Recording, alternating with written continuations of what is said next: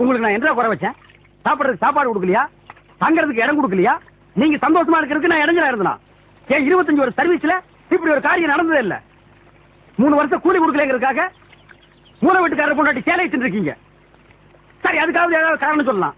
அந்த அம்மா உள்பாவாடை போய் இருக்கீங்களே, உங்களுக்கு வெக்கமா இல்ல? இதுக்கு நான் என்னடா பதில் சொல்லுவேன்?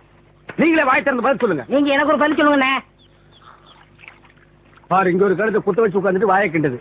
முதல்ல நான் கேட்கறது பதில் சொல்லுங்கண்ணே. என்றா வாங்கண்ணே. அது என்றா வாங்க. அது எனக்கு என்ன கூப்பிட்ட? அண்ணே, ஒரு சின்ன சந்தேகம். அது என்று அழிச்சு வாயா. தண்ணி எப்படி உண்டாகுது? அது மாறதுன்னு உண்டாகுது. வானத்துல இருந்து எங்க வருது? மலை மேல வருது. மலையில இருந்து எங்க வருது? பள்ளத்துக்கு வருது. பள்ளத்துல இருந்து எங்க போகுது? ஆத்துக்கு போகுது. ஆத்துல இருந்து எங்க போகுது? கடலுக்கு போகுது. கடலுக்கு போகுதுல்ல.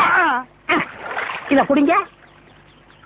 இன்னைக்கு இதுல இதே தண்ணி தானே கடலுக்கு போகுது. அது என்ன உப்பு கறிக்கு? அகத்திய முனிவர் தீர்த்தம் கொடுத்த மாதிரி கொடுத்துட்டு அலும்பாணி பண்ற. ஆள விடுறா.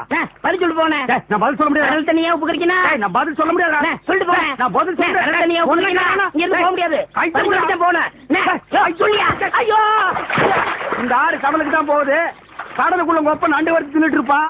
அவன் கிட்ட கேடு.